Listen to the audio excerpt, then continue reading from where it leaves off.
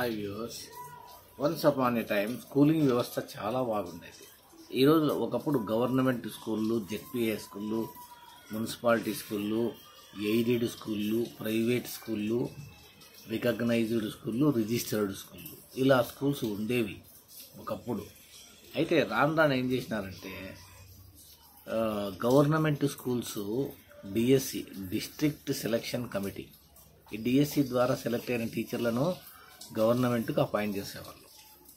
అయితే కొంతకాలం మధ్యలో ఈ ఎయిడెడ్ స్కూళ్ళను కూడా వాళ్లకు స్టాఫ్ అపాయింట్ చేసుకోకపోవడం వల్ల, ఎయిడెడ్ స్కూళ్ళు అంటే is equal to recognised private school అంతే.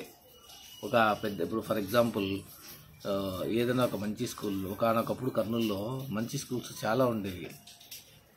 వికాస్ స్కూల్ చాలా జాగృతి కానీ ఎన్నెన్నో ఉండేవి, ఆదర్శ కానీ, రవీంద్ర కానీ, చాలా ఫేమస్ స్కూల్స్ ఇవన్నీ కూడా. వీటన్నిటికీ రికగ్నైజేషన్ ఉండేది. రామకృష్ణ మిషనరీ స్కూల్స్, తర్వాత మెమోరియల్ స్కూల్స్, కేశవ ఆర్ఎస్ఎస్ విద్యా సంస్థలు, విద్యార్థులు కూడా చాలా బాగుండేవాళ్ళు. అంటే వాళ్ళు క్లాస్ రూమ్లో టీచర్స్ వస్తున్నారు అంటే ఏదో ఒక గౌరవభావము, భక్తిభావము ఉండేది. ఈ రోజుల్లో పిల్లలు ఎట్ట కూర్చుంటారు స్కూళ్ళల్లో అంటే ఏదో అడ్డంగా దున్నపోతులు, పందులు పొల్లాడుతుంటాయి చూడు, బురదల్లో రొచ్చుల్లో, అట్లా ఉంటారు, అట్లా తయారైనారు.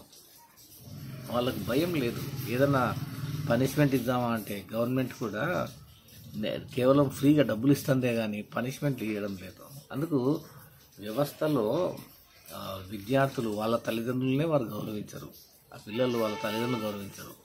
వాళ్ళ తల్లిదండ్రులు స్కూళ్ళల్లో ఫీజులు కట్టరు. ఆ ఫీజులు కట్టకపోవడంతో కరస్పాండెన్స్ ఏం చేస్తారు, టీచర్ల మీద ఆ ప్రభావాన్ని చూపిస్తారు. అంటే టీచర్లకు జీతాలు ఇవ్వరు.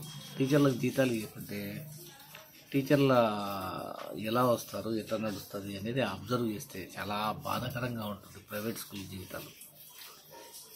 3 నెలల నుంచి పనిచేసినా కూడా 1 నెల జీతం రాలేదు అంటే ఆ టీచర్ల పరిస్థితి ఏంటి?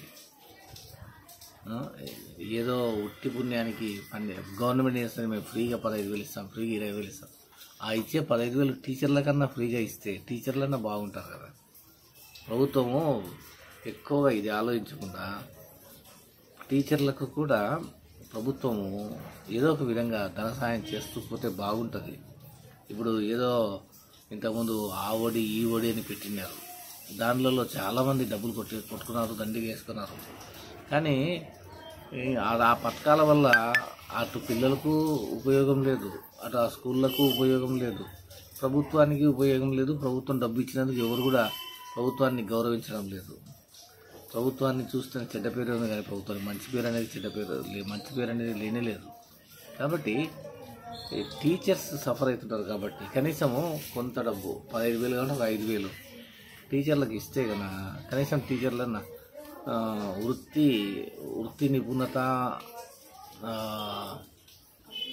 నిపుణతకు బహుమతి అని పెట్టి ఏదో ఒకటి ఒక 5,000 ఇస్తే కదా బాగా డెవలప్ అవుతారు అని మా మనవి. ఇలాంటివన్నీ గవర్నమెంట్ చేస్తుందని నేను అనుకోను. అంత మంచి బుద్ధి, అంత సహృదయము, అంత అద్భుతమైన ఆలోచనలు ప్రభుత్వాలకు ఉంటాయని నేను అనుకోను. ఎవరో పూర్వకాలంలో ఉండేవాళ్ళు. పూర్వకాలంలో హర్షవర్ధనుడు అనే ఒక రాజు ఉండేవాడు. ఈయన గురువులు అంటే విపరీతమైన గౌరవం. ఆ గురువులకు తను రాజ్యంలో ఏవైతే కష్టపడి పండ్లు, ఫలాలు, కూరగాయలు, ఆకుకూరలు, ధాన్యాలు తీసుకుని పోయి ఇచ్చి వచ్చేవాడు. అంత గొప్ప రాజులు ఉండేవాళ్ళు ఒకప్పుడు. కాబట్టి రాను కాలం మారుతుంది, ప్రజల యొక్క స్థితిగతులు మారుతూ ఉన్నాయి. కాబట్టి ప్రతి ఒక్కరు కూడా ఒక మంచి అవకాశాల వైపు వెళ్ళాలని ఆశిస్తాం. Thank you.